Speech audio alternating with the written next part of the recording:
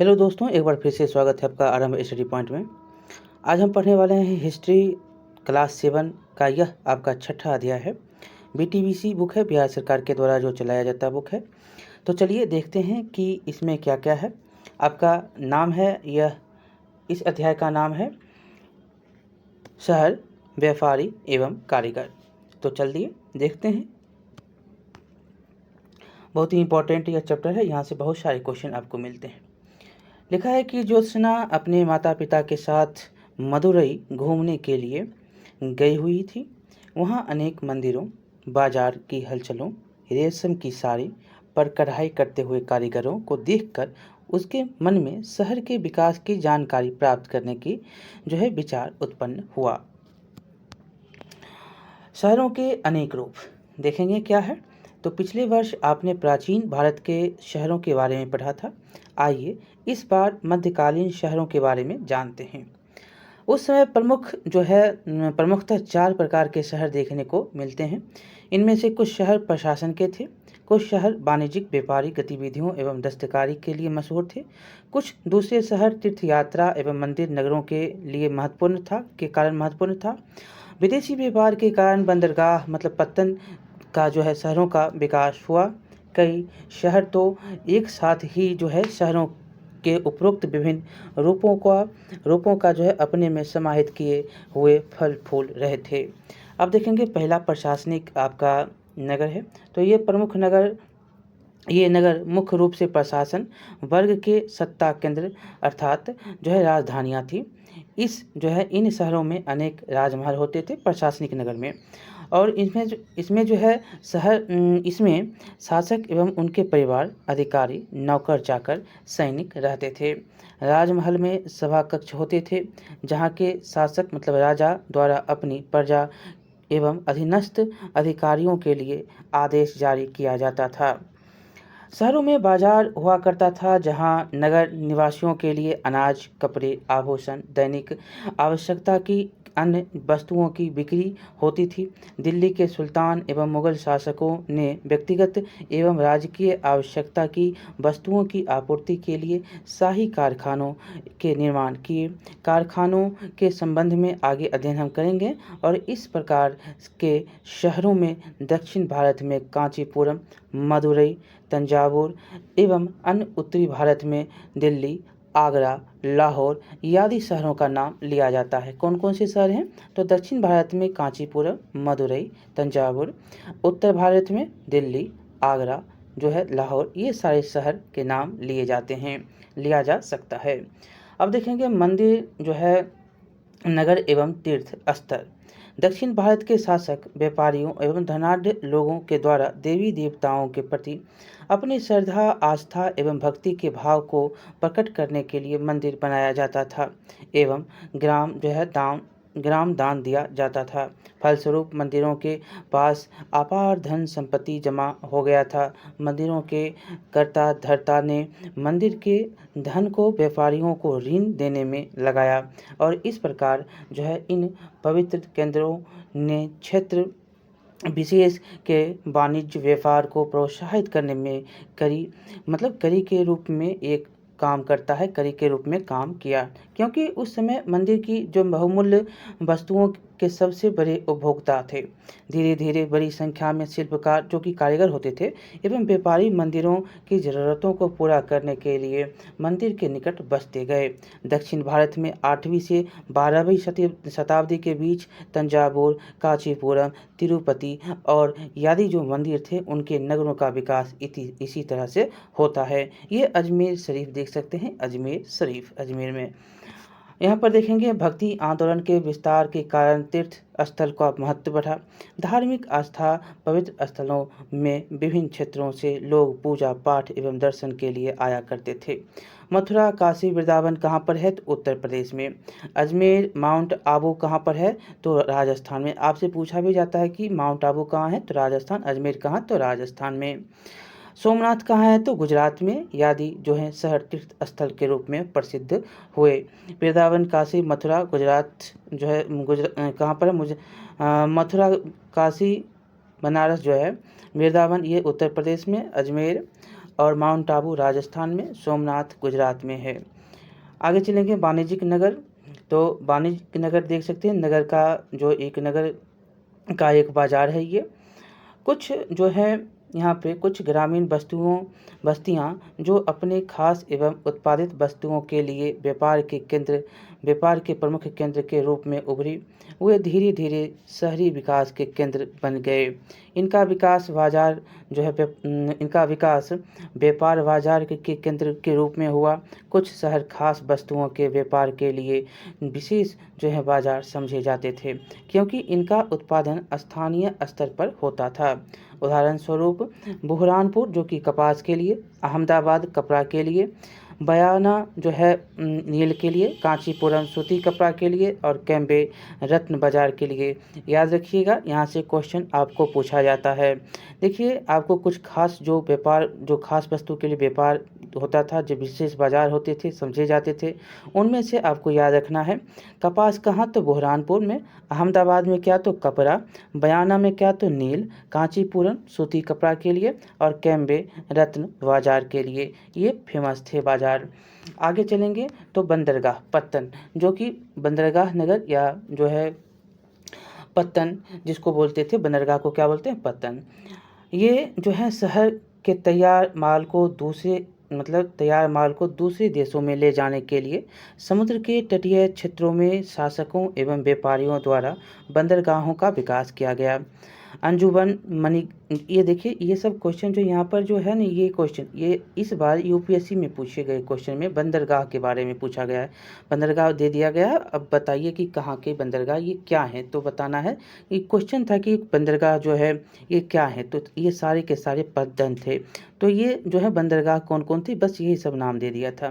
तो याद रखिएगा, ये क्वेश्चन जो है पूछे गए यूपीएससी के द्वारा इस बार के हैं कि अंजुमन मणिग्रामम नाना देशी जैसे व्यापारिक समुदायों के तटीय जो हैं बस्तियों का महत्व बढ़ा। ये सब जो है अंजुमन मणिग्रामस और नाना देशी जैसे व्यापारी समुदाय जो थे, उनके जो है तटीय बस्तियों का महत्व बढ़ता है। और शासकों के विशेष फरमानों के द्वारा विदेशियों यहूदियों जैसे कि यहूदी ईसाई अरबी लोग के तटवर्ती शहरों में बसने के एवं व्यापार करने की छूट दी गई। गुजरात, जहाँ के जैन व्यापारियों का बोलबाला था, पश्चिम भारत का प्रमुख व्यापारिक केंद्र था। कहाँ? तो गुजरात का जैन व्यापारी का जो है यहाँ पर बोलबाला, और पश्चिम भारत में जो प्रमुख केंद्र ये व्यापारिक केंद्र था। यहाँ के बंदरगाह भरूच एवं सूरत मध्यकाल में व्यापारिक केंद्र के रूप में फले फूले। भरूच का नाम याद रखेंगे और सूरत यहाँ पर याद रखिएगा। दोनों कहाँ है? तो गुजरात में। ये जो है यहाँ पर पूरा फला फूला भारत के पश्चिमी तट का जो है अरब फारस की खाड़ी और उसके जो है आगे के देशों के साथ व्यापारिक संबंध रहा। 10वीं से जो है 12वीं शताब्दी के बीच थाना गोवा, भटकल, मंगलून, कोचीन जैसे, ये देखिए ये सारे नाम आपको याद रखने। यहाँ से क्वेश्चन आपको पूछता है, वो सारे के सारे थे समुदाय, ये आपका बंदरगाह है। गोवा हो गया, थाना हो गया, भटकल हो गया, मंगलूर हो गया, कोचीन हो गया, जैसे बंदरगाह का विकास लंबी दूरी के व्यापार के लिए हुआ। यही जो है क्वेश्चन आपसे पूछा गया था। यही क्वेश्चन आपसे पूछा गया था कि ये सारे क्या हैं, तो ये सारे के सारे पत्तन हैं, मतलब ये सारे के सारे बंदरगाह हैं। कौन कौन? तो थाना, गोवा, भटकल, मंगलम, कोचीन। ये आपसे भी क्वेश्चन पूछा जा सकता है, बहुत बार जो है पूछे गए में से एक क्वेश्चन आपको यहाँ पर याद रखना है। आगे है कि बंदरगाह जो है बड़ी दूरी व्यापार के लिए था, मतलब लंबी दूरी के लिए। पूर्वी तट पर स्थित प्रमुख बंदरगाह थे हुगली, मोटुपल्ली, मछलीपट्टनम। दक्षिण पूर्वी व्यापार का मुख्य द्वार बन गया। कौन? तो दक्षिणी पूर्वी जो है व्यापार का मुख्य द्वार कौन बनता है? मछलीपट्टनम, मोटुपल्ली और हुगली बंदरगाह। ये दोनों याद रखिएगा, क्वेश्चन यहाँ से पूछता है। जो कि हमने ऊपर आपको थाना, गोवा, भटकल, कोचीन, मंगलूर को बताया, वहीं पर जब दक्षिण पूर्वी की ओर जाएंगे, पूरब की ओर, पूर्वी तट पर, तो पूर्वी तट पर मिलता है मोटुपल्ली, मछलीपट्टनम, और यह जो व्यापार था ये दक्षिणी पूर्वी व्यापार का मुख्य द्वार बन गया। अब घोड़े यहाँ पर है कि अरब के घोड़े के व्यापारियों के लिए कर्नाटक एवं केरल के तटीय शहरों का महत्व बढ़ा। किसका? तो अरब का घोड़ा के लिए। यूरोपीय व्यापारियों के जो है आगमन के साथ जो है पश्चिमी एवं पूर्वी सागर तट पर अनेक नए पत्तन और नगर विकसित हुए, जो धीरे धीरे उनके सैनिक एवं प्रशासनिक केंद्रों में बदल गए, जैसे कि मुंबई, कलकत्ता और मद्रास इनके प्रमुख उदाहरण हैं। जो प्रशासनिक केंद्रों में बदल जाता है धीरे धीरे, जो सैनिक और प्रशासनिक केंद्रों में बदलता है, मुंबई, कलकत्ता और मद्रास। शहरी परिदृश्य को हम देखेंगे तो शहरी परिदृश्य है कि अधिकांश शहर एक चार दीवारी से घिरा होता था। इसमें एक जो है अधिक प्रवेश द्वार होते थे। शहर की प्रमुख आबादी इस चार दीवारी के अंदर निवास करती थी। सुनियोजित ढंग से बसाए गए शहरों में बाजार जो है अलग से बनाए जाते थे। यह मध्यकालीन भारतीय शहर का दृश्य था। और कई बाजार जो है किसी खास वस्तु के व्यापार के लिए विशिष्ट रूप से जाने जाते थे। शहर कई मोहल्ले में बटे होते थे। अधिकतर मोहल्ले किसी खास जाति या उत्पादक समुदायों के नाम जाने जाते थे। उदाहरण के लिए कंचुडी मोहल्ला जो कि सब्जी बेचने वाले, मोची वाला जो जूते बनाने वाले, ये भी क्वेश्चन आपसे पूछा गया है। मोहल्ला जगराना जो सुनार के लिए, कूचा जो रंगरेज या कपड़ा बंद रंगने वाला। एक बार हम पुनः जो है समुदाय और खासी जो खास जाति के लोग जो होते थे, जो उस मोहल्ले में ज़्यादातर जो समुदाय होता था और वह उनका क्या काम होता था, उनके बारे में एक बार हम आपको उदाहरण के साथ बताएंगे। यहाँ से क्वेश्चन आपको बहुत बार यूपीएससी में पूछे गए क्वेश्चन हैं। आपको जो है आप जब एनसीईआरटी को पढ़ेंगे तो उसका भी आपको मिलेगा कि ये पॉइंट, उसमें भी जो है ये पॉइंट आपको दिए गए हैं कि लिखा गया है कि जो यहाँ पर कुंजरी होता था, ये कुंजरी ये क्या होता था, तो ये कुंजरी मोहल्ला का सब्जी बेचने वाले होती थी। मोची वाला कौन होता था, तो ये जूते बनाने वाले होते थे। मोहल्ला जगरान कौन होता था, तो जो सुनार होता था वो होता था। और कूचा रंगरेज कौन होता था, तो कपड़े रंगने वाले होते थे। आगे चलेंगे। विभिन्न जो है शहरों में विभिन्न जाति, धर्म, व्यवसाय के लोग रहते थे। शासक, अमीर एवं व्यापारी शहरों के सबसे धनी लोग थे। शहर के अधिकतर लोग मध्यम वर्ग के थे और इस वर्ग में छोटे मनसबदार, कर्मचारी, दुकानदार, साहूकार, चिकित्सक मतलब वैद्य, चित्रकार, संगीतकार और सुलेखक जो पांडुलिपि की मूल प्रति लिखने वाला होता था, इसमें शामिल था। धार्मिक कार्यों से जुड़े लोग, पंडित, उलेमा, सूफी संत आदि शहरों में निवास करते थे। ये सारे पॉइंट आप समझ के चलेंगे, क्वेश्चन यहाँ से बनते हैं। आगे है कि इन्हें आमतौर पर राज्य से इनाम के रूप में कर मुक्त भूमि अनुदान में दिया जाता था, जो शहर के आसपास होती थी। इसके अलावा सैनिक, नौकर, गुलाम, कारीगर, शिल्पकार इत्यादि जो है निम्न स्तर के लोग भी शहरों में निवास करते थे। ये लोग उच्च वर्ग के लोगों के यहाँ काम करके अपनी आजीविका चलाते थे। यहाँ देखिए, आपको याद करना है कि आप अपने निकट के शहर का भ्रमण कर वहाँ निवास करने वाले विभिन्न जाति, धर्म जो हैं एवं व्यवसाय से जुड़े लोगों का पता लगाइए और उनके खान पान, पोशाक एवं व्यवसाय की जानकारी प्राप्त कर सकते हैं और कीजिए। आगे है कि व्यापार की दिशा एवं दशा। शहरों का मुख्य आकर्षक जो था वहाँ की मंडियाँ एवं बाजार थी। प्रांतों की राजधानियाँ तथा समुद्र के तट के किनारे स्थित शहरों ने व्यापार वाणिज्य की गतिविधियों में महत्वपूर्ण भूमिका निभाई। इन शहरों के बाजारों में देश विदेशों के व्यापारी क्रय विक्रय किया करते थे। व्यापारी लोग शहरों की खपत से अधिक जो है तैयार वस्तुओं को ले जाकर दूसरे स्थानों पर बेचते थे। आज भी ये होता है। इस काल में जो है देश के भीतर मतलब व्यापार, आंतरिक व्यापार के विस्तृत होने का पता चलता है। प्रत्येक कस्बा जो कि छोटे शहर होते थे में हाट या बाजार होता था। इसके अलावा नियत समय जो कि साप्ताहिक या मासिक या वार्षिक पर लगने वाले मेलों में व्यापारी आते थे और वस्तुओं की खरीद बिक्री होती थी। फेरी लगाकर माल बेचने वाले व्यापारी का एक वर्ग था जो लोगों की ज़रूरतों को पूरा करते थे। इसके अतिरिक्त राजपूताना क्षेत्र के बंजारे अनाज, नमक, चीनी, मक्खन आदि वस्तुएं बैलों पर लादकर जो है सड़कों बैलों पर लाद कर एक स्थान से दूसरे स्थान को ले जाते थे। कौन? तो बंजारे जो होते थे। बंजारा लोग घुमंतू व्यापारी थे। उनका जो है कारवां मतलब टांडा कहलाता था। इसका जो चलते थे उसको टांडा कहलाते थे।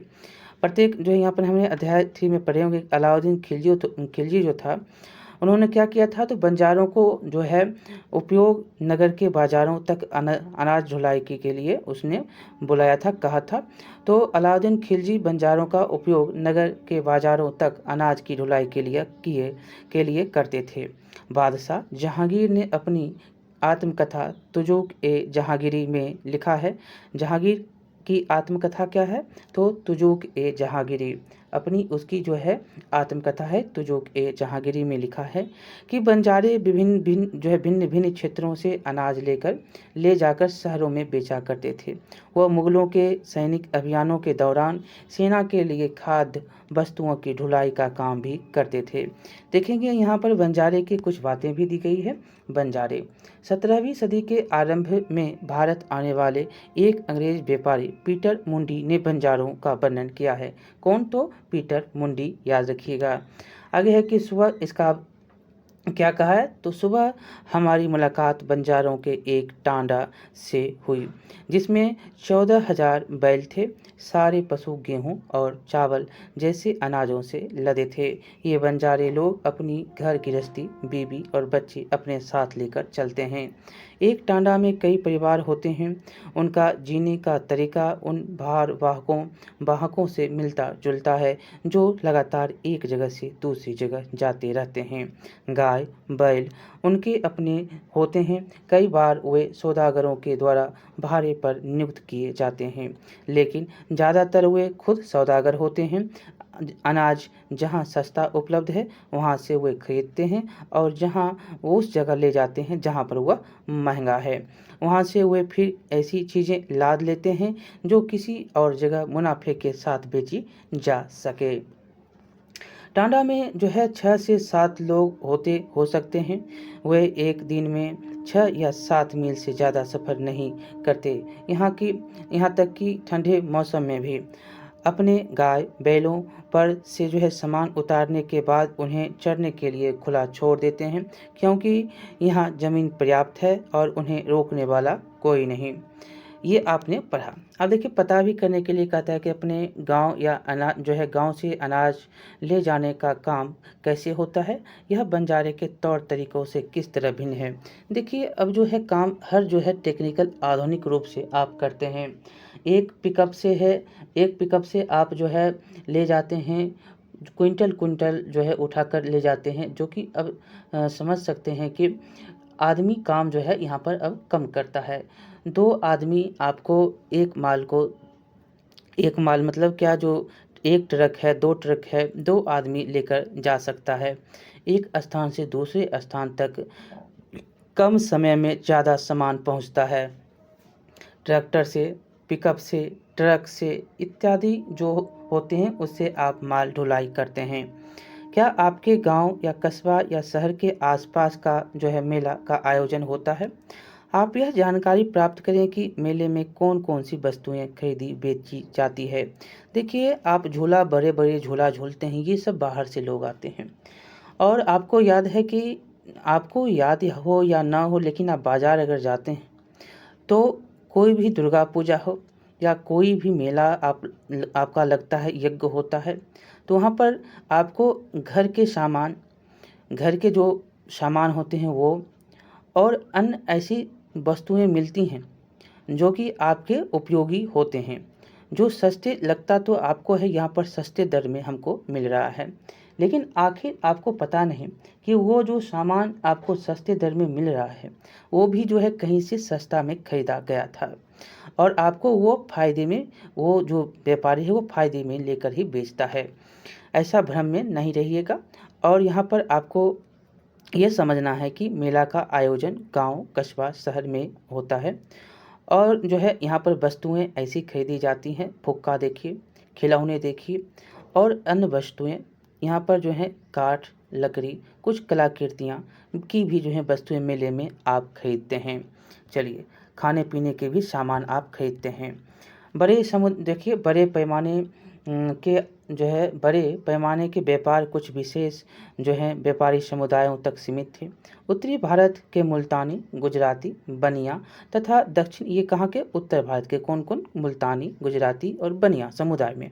दक्षिण भारत में जो है था वह मलय, चेट्टी, मोरो जो अरब तुर्की, खुरासानी, मुस्लिम व्यापारी कुछ ऐसे व्यापारी समूह थे जिन्होंने दूर के देशों के साथ व्यापार संबंध बनाए थे। ये सब जो है चट्टी, मोरो ये सब दूर के जैसे तुर्की हो गया, अरब हो गया, मुस्लिम व्यापारी इनसे जो है संबंध बनाया हुआ था। उसमें जो है उत्तर भारत में आपको मुल्तानी, गुजराती ये सब जो हैं दूर देशों से संबंध बनाए व्यापार के संबंध बनाए हुए थे। भारत के पश्चिमी तट पर स्थित सूरत, भरौच, खंभात जिसको कैम्बे कहते थे, कालीकट, गोवा जैसे बंदरगाह पश्चिमी देशों के साथ मसाला। ये याद रखिएगा, ये सारे क्वेश्चन जो है बंदरगाह हैं ये सारे, और ये क्वेश्चन आपको इसलिए हम कर रहे हैं कि पूछे गए हैं। तो भरोच हो गया, खंभात, सूरत ये पश्चिमी तट के हैं, कालीकट, गोवा ये जैसे जो बंदरगाह हैं पश्चिमी देशों के साथ मसाला, सूती, कपड़ा, नील, जड़ी बूटी के साथ जो है के व्यापार के प्रमुख केंद्र थे। इन वस्तुओं को जहाज़ों में भरकर फारस की खाड़ी एवं लाल सागर के बंदरगाहों को भेजा जाता था।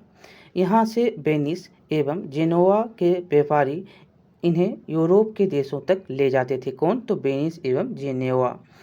बंगाल की खाड़ी क्षेत्र में स्थित बंदरगाहों जो कि बंगाल की खाड़ी में सतगांव, पुलिकट, मसूलीपट्टनम, नागपट्टनम से कपड़ा, अनाज, खाद्य सामग्री, सूती धागा इत्यादि वस्तुएं दक्षिण पूर्व एशिया को भेजा जाता था। दक्षिण पूर्व एशिया ये भाग हुआ, तो यहाँ पर जो है भेजे जाते थे। आपको याद रखना है यहाँ पर जो बंगाल के खाड़ी में जो स्थित बंदरगाह था सतगांव था, पुलिकट, मसूलीपट्टनम, बंगाल जो खाड़ी है पूरब का भाग यहाँ पे, और यह नागपट्टनम से क्या तो कपड़ा, अनाज, खाद्य सामग्री जो है वस्तुएं दक्षिणी पूर्व एशिया को भेजी जाती थी। यूरोप के जो है देशों से ऊनी वस्त्र, सोना, चांदी भारत लाया जाता था। ये सारे क्वेश्चन पूछे गए हैं। यूरोप से क्या लाते थे? तो सोना, चांदी, ऊनी वस्त्र। ठीक है। पूर्वी अफ्रीका से हाथी दांत, कहाँ से? पूर्वी अफ्रीका से। ये सब याद रखिएगा, बार बार क्वेश्चन पूछा जाता है। पूर्वी अफ्रीका से क्या? तो हाथी दांत। मध्य एशिया से खजूर, ताजे फल, सूखे मेवे अरब जो है व्यापारियों द्वारा भारत लाए जाते थे। कहाँ से हाथी दांत? तो पूर्वी अफ्रीका से। और खजूर कहाँ से? ताजे फल कहाँ से? सूखे मेवे कहाँ से? तो मध्य एशिया से। कौन लाता था? तो अरब व्यापारी। चीन से रेशम तथा दक्षिण पूर्व एशिया से मसाला भारत आने वाले। देखिए चीन से क्या? तो चीन से रेशम आते थे, और दक्षिण पूर्व एशिया से मसाला भारत आने वाली प्रमुख वस्तु थी। दक्षिण एशिया से मसाला भी आता था। और यहाँ पर फारस की खाड़ी से हरमुज के रास्ते घोड़े, मोती, रेशम, कालीन आदि आयात की वस्तुएं थी। कहाँ से? फारस की खाड़ी से क्या आता है? तो हरमुज के रास्ते आते थे, तो ये थे घोड़े, मोती, रेशम, कालीन ये सब जो हैं आते थे फारस की खाड़ी से होते हुए। फारस की खाड़ी से हमरूज के रास्ते आते थे, और गुलामों को भी इसी रास्ते से लाया जाता था और उसकी खरीद बिक्री की जाती थी। गुलाम और दास हमने आपको अच्छी तरह से बता दिया है। जो कि किसी के गुलाम कहते थे या दास कहे जाते थे, जो आदमी होता था उसकी खरीद बिक्री की जाती थी उसकी सेवा करने के लिए। जैसे कुतुबुद्दीन ऐबक, ये क्या था? मोहम्मद गोरी का दास था। उसी प्रकार जो है इल्तुतमिश कौन था? तो यह दास या गुलाम ही था। किसका? तो ऐबक का, जो दामाद भी था। आगे चलेंगे। व्यापारिक मार्ग, यातायात एवं विनिमय के साधन। विनिमय मतलब क्या होता है? तो आप आदान प्रदान सामान का करते हैं, तो यही विनिमय है। तो यातायात और व्यापारिक मार्ग को अब हम जानेंगे। देखिए लिखा गया है कि सड़कों का विस्तृत जाल बंदरगाहों को एक दूसरे से जोड़े हुए था। इनके द्वारा बाजारों एवं नगरों के बीच वाणिज्य व्यापार होता था। अल बेरूनी ने अपने विवरण में 15 जो है व्यापारिक मार्गों का उल्लेख किया है। कितने? तो 15। ये क्वेश्चन भी आपसे पूछे गए हैं। टोटल 15 मार्ग जो है अल बेरूनी के द्वारा विवरण होता है। ये व्यापारिक मार्ग थे। देख सकते हैं कि ये व्यापारिक मार्ग, ये आपका पाकिस्तान और अफ़गानिस्तान का इधर का क्षेत्र देख सकते हैं। ये जो भाग है ये चीन और नेपाल के भाग को देखेंगे। ये आपका जो बंगाल के क्षेत्र का है और ये पश्चिमी भारत का क्षेत्र है। और बीच में जो देख रहे हैं ये सारे के सारे ये क्या हैं, 15 भाग जो 750 से लेकर 1500 तक का ये मुख्य मार्ग है। उत्तरी भारत का ये 750 से लेकर 1550 तक का, ये बंगाल की खाड़ी और अरब सागर ये जो है व्यापारिक मार्ग है। अब हम आगे चलेंगे, जो कि लिखा गया है, सड़कों के अलावा भारत के पश्चिमी एवं पूर्वी तटों के साथ लगे समुद्री मार्गों ने भी विदेशी व्यापारिक संपर्कों को बढ़ाने में महत्वपूर्ण भूमिका निभाई। मैदानी इलाकों में सामानों को लाने के और ले जाने का मुख्य साधन बैलगाड़ियाँ थी, लेकिन यहाँ जो है जहाँ ये नहीं चल पाती थी वहाँ सामानों को ढोने के लिए बैल, खच्चर, ऊँट एवं आदमियों का इस्तेमाल किया जाता था। यहाँ पर जो है बैलगाड़ी नहीं चलते थे तो खच्चर, ऊँट, आदमी भी जो है काम करते थे।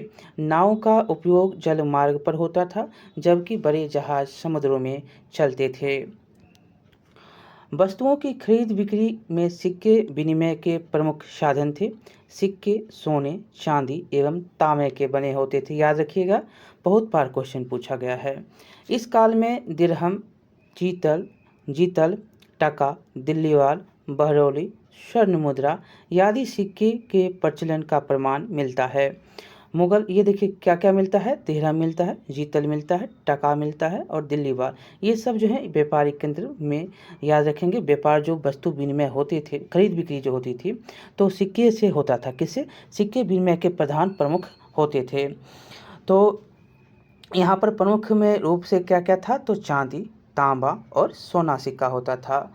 और इस काल में जो है दिरहम, जीतल, टाका, दिल्लीवाल, स्वर्ण जो है मुहर आदि सिक्के के प्रचलन का प्रमाण मिलता है।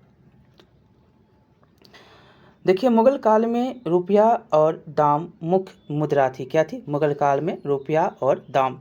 रुपया किसके द्वारा चला गया, तो शेरशाह सूरी के द्वारा चलाया गया चांदी का रुपया। ये दाम होते थे, मुख्य मुद्रा रुपये और दाम होते थे। व्यापारियों का एक वर्ग सर्राफा का था, जो व्यापार में महत्वपूर्ण भूमिका अदा करते थे। सर्राफ सिक्के के धातुगण, शुद्धता और वजन की जांच तथा धातु मुद्रा की विनिमय दर निर्धारित करते थे। आपको अभी भी सर्राफ मिलते हैं, मतलब कि सोने चांदी को जो पहचानने वाले होते हैं। और यह भी उस समय जो है विनिमय दर भी निर्धारित ये सर्राफ के द्वारा ही किया जाता था। वे बैंकर के रूप में लोगों के पैसे का लेन देन भी करते थे और हुंडियाँ भी जमा करते थे। हुंडी कागज़ पर लिखा एक वचन पत्र होता था, जिसके द्वारा किसी स्थान और समय पर लिखी गई राशि देने की व्यवस्था की जाती थी। हुंडी क्या था, तो एक कागज़ पर लिखा गया वचन पत्र।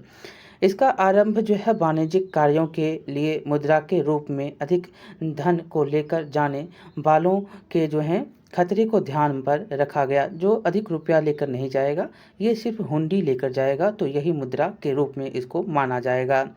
और सभी विदेशी व्यापारियों ने भारतीय साहूकारों की ईमानदारी की प्रशंसा की। अब अगला है व्यापारियों का संगठन। व्यापारी जो होते थे, व्यापारी समुदाय ने अपने हितों की रक्षा के लिए व्यापारी संघ बनाए। दक्षिण भारत में कई व्यापारिक संघ का उदय हुआ। अभिलेखों में इन संगठनों को समाया कहा जाता है। जो दक्षिण भारत में संगठन बने उसको क्या कहा गया, तो समाया कहा गया। याद रखिएगा, हम जो है पॉइंट करते जाते हैं, जो क्वेश्चन पूछा गया है पूछे जाने की संभावना है। ऑब्जेक्टिव में ये सारे क्वेश्चन आपको मिल जाएंगे। इसका आशय है कि सदस्यों के बीच समाया का कि इसका आशय है कि सदस्यों के बीच सहमति से पैदा हुआ संगठन। प्रत्येक व्यापार संघ की एक सभा होती थी। संघ आमतौर पर एक जो है प्रमुख के अधीन काम करती थी, जिनका चुनाव संघ के सदस्य करते थे। संघ अपनी सदस्यता और कार्य करने के तरीके के लिए स्वयं नियम कानून बनाती थी। यदि सदस्य संघ के नियमों को तोड़ते थे तो वह सदस्यों को सजा दे सकता था या उनको निकाल सकता था। सजा दे सकता था या उसको निकाल देता। संघ के प्रमुख जो होते थे, संघ के प्रमुख अपने व्यापारी सदस्यों के प्रतिनिधि के रूप में राजा से मिलकर बाजार में बिकने वाली वस्तुओं पर लगने वाली चुंगी अथवा कर को तय करने का काम करते थे। जो प्रमुख होते थे वे वस्तु जो समाया के प्रमुख होते थे, याद रखिएगा ऐसे करके। ये जो है वे वस्तुओं के दाम भी तय करते थे। दक्षिण भारत में दो महत्वपूर्ण व्यापार संघ था, ये भी क्वेश्चन पूछा गया है। कौन था? एक था नानादेशी और एक था मणिग्रामम। कौन था? दो व्यापारिक संघ बताइएगा, एक नानादेशी और एक मणिग्रामम। ये जो है इनका व्यापार चीन, श्रीलंका, दक्षिण पूर्वी एशिया तक फैला हुआ था। दक्षिण पूर्व एशिया तक, चीन से जो है श्रीलंका और दक्षिण पूर्व एशिया तक। आप अपने जो है शिक्षक की मदद से कहता है वर्तमान में कैसे व्यापार होते हैं, कैसे संबंध हैं। आपको पता है कि अभी आपका व्यापारिक सबसे महत्वपूर्ण केंद्र जो पेट्रोल और डीजल के लिए है वो कौन है? तो रूस बन गया है। ऐसे अरब से हम लेते थे, सऊदी अरब से, इराक से, ईरान से। तो ईरान से तो अभी नहीं ले रहे हैं, लेकिन सबसे ज़्यादा किससे ले रहे हैं? सबसे ज़्यादा ले रहे हैं सऊदी अरब और रूस से बहुत ज़्यादा लिया जा रहा है। और यहाँ पर याद रखना है कि व्यापारिक केंद्र में महत्वपूर्ण अभी अमेरिका है, सिंगापुर है, रूस है। ये सारे जो हैं ये सब व्यापारिक केंद्र बने हुए हैं भारत के लिए। चीन भी है, तो आपको ये याद रखना है, जापान भी है। तो सबसे ज़्यादा अमेरिका के द्वारा जो है डील किया गया है कि जो है साल भर साल जो है डील किया जाता है, तो ये याद रखना है। और ये भी याद रखना है कि व्यापारिक जो व्यवसाय संबंधी जो क्या ऐसे संघ कायम है। देखिए संघ तो कायम नहीं है, सरकार के द्वारा काम किया जाता है। और सरकार जो है अनेक ठेकेदार मतलब ठेकेदारों के द्वारा, निजी कंपनियों के द्वारा आदान प्रदान जो है, विनिमय दर तो सरकार तय करती है। और जो है आदान प्रदान, इधर का माल इधर, उधर का माल उधर जो है करते हैं। तो ये बड़े बड़े कंपनी आपको अदानी, अंबानी और बिरला टाटा जो भी देखने को मिलते हैं वो विदेश में सामान जो है भेजते हैं और लाते हैं। चलिए अब हम आगे चलेंगे।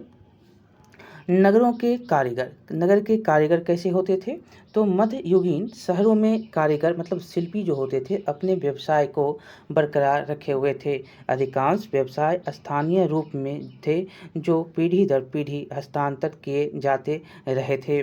कई शहर अपने विशिष्ट उत्पादों के लिए मशहूर थे। इसके अतिरिक्त राजकीय कारखाने भी थे जो दिल्ली के सुल्तानों एवं मुगल बादशाहों के द्वारा स्थापित किए गए थे। जो भी यहाँ पर याद रखना है कि स्थानीय जो रूप से कला था, जो शिल्प था, ये सारे जो हैं कारखाने भी इसके थे, राजकीय कारखाने भी थे जो दिल्ली के सुल्तान द्वारा, मुगल बादशाहों के द्वारा जो है स्थापित किया गया था। ये कारखानों में शासक एवं उनके परिवार तथा राज्य की जो आवश्यकता होती थी उनकी वस्तुएं बनाई जाती थी। एक कारीगर को देख सकते हैं कढ़ाई करता हुआ, वस्त्र पे कढ़ाई करता हुआ। अब हम पढ़ेंगे, देखिए ये जो है 17वीं शताब्दी में फ्रांसीसी यात्री वर्नियर मुगल राजधानी दिल्ली आया था। इसके बारे में हम अगले पार्ट में पढ़ेंगे। वीडियो लंबा बन जाएगा, लगभग सवा घंटा का हो जाएगा। हम थोड़ा थोड़ा ही करके पढ़ेंगे ताकि आपको भी आसानी लगे। तो इस वीडियो को जो है आगे भी पढ़ने वाले हैं, दूसरे पार्ट में हम पढ़ेंगे, ठीक है। तो मिलते हैं अगले जो है पार्ट में, इसको हम अगले पार्ट में समाप्त कर देंगे। तो कैसा लगा वीडियो आप बताइएगा। बहुत ही यहाँ पर जो है क्वेश्चन पूछे जाते हैं, थोड़ा ध्यान से, थोड़ा आराम से, और जो है आप 1-2 बार देखिएगा, कोशिश करिएगा जो याद हो जाए। प्रैक्टिस भी करना है तो इसे याद भी हो जाएगा। मिलते हैं अगले वीडियो में। बहुत बहुत धन्यवाद। लाइक करिएगा, शेयर करिएगा, सब्सक्राइब करना नहीं भूलिएगा, ठीक है।